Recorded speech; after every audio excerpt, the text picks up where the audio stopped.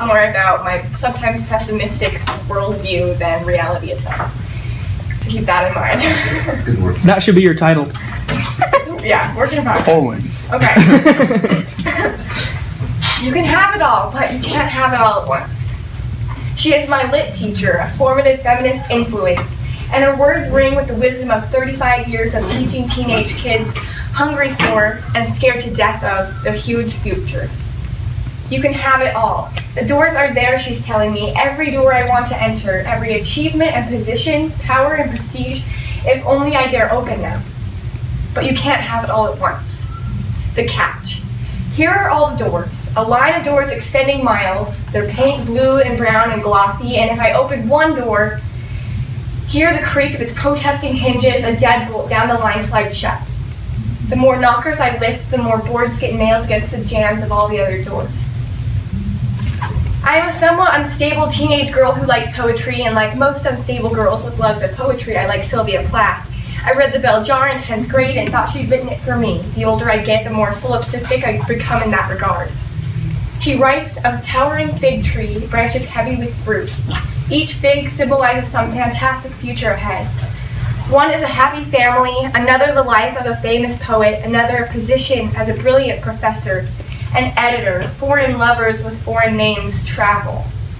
If you choose one fig, clamber up the trunk to a single branch and pick one fig. Pluck your forbidden fruit of choice. The rest fall and rot in the dirt, their possibilities lost to you. No takebacks if you pick the wrong fig. Store policy is no returns. So instead of inching up the tree, instead of pursuing your fig with all your vigor, you stand at the base, paralyzed with fear. Rather than choose the wrong one, or choose one at all, you abstain from fig picking completely. The fruit drops before ever touching your fingers, and the tree withers away, felled by your fatal uncertainty. You can have it all, but I know I can't. I know that having one thing means losing another, and nobody believes any different. I know it because when I wanted to be a doctor, people told me I wouldn't be a doctor. They said I'd get married instead.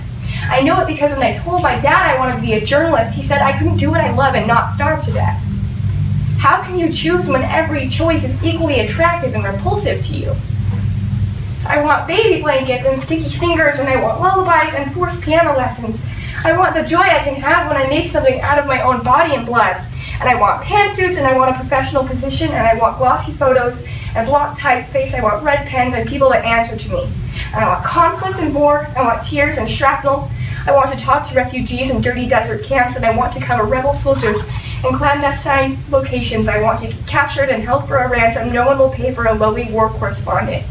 And I want long Saturdays shut up with a keyboard in a shaded office on my home second floor. And I want the smell of Sharpie and my signature on a page. And I want my name on a dozen front covers in glossy script. And I want a doctor before my name, and name written upon a chalkboard every fall. And I want to teach impressionable college students to do something bigger than themselves. And I want to spend my whole life cramming my brain with knowledge. And I want to learn how to play upright bass and join an indie band. I want to tour the country playing music I make to audiences who don't give a damn what our clever band name is. And I want to run a girls' orphanage in Peru. I want to muck with 50 girls and make sure they have bras and tampons and lunches and all the things I've never had to ask for. And I want to own a small bookstore. I want to buy secondhand paperbacks with pen in the margins. I want to recline on a leather chair all day reading Aristotle and Austen and Poe.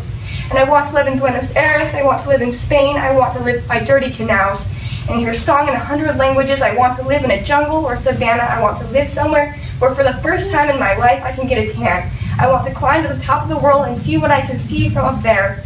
And I want everything, but I can't have everything. The tree is so vast and I am such a slow climber.